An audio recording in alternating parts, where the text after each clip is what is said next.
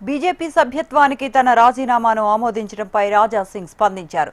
ప్రజలకు, దేశానికి సేవ చేసేందుకే 11 ఏళ్ల క్రితం బీజేపీలో చేరానన్నారు. ఇన్ని రోజులు తనకు సహకరించిన కార్యకర్తలకు ధన్యవాదాలు తెలిపారు. తెలంగాణలో బీజేపీ అధికారంలోకి రావడానికి రాత్రింబవళ్లు కష్టపడుతున్న కార్యకర్తల కృషిని అధిష్టానానికి తెలియచేయడంలో విఫలమయ్యానన్నారు రాజా సింగ్.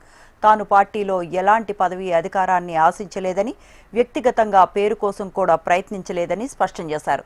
తన చివరి శ్వాస వరకు హిందుత్వవాదం, సనాతన ధర్మం, జాతీయవాదం కోసం పనిచేస్తూనే ఉంటానని వెల్లడించారు. 11 years ముందు నేను భారతీయ జనతా పార్టీ ఒక కార్యకర్తగా నేను భారతీయ జనతా పార్టీలో చేరినాను.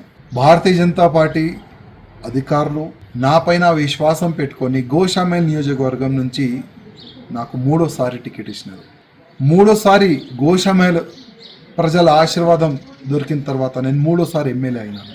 కంటిన్యూగా నా గోషామేల్ ప్రజలు సేవ చేసుకుంటా దేశం పట్ల, హిందూ సమాజం పట్ల, గౌమాత గురించి, లవ్ జిహాద్ గురించి నేను పోరాడుతూనే ఉన్నాను. అందరు కూడా చూస్తున్నారు.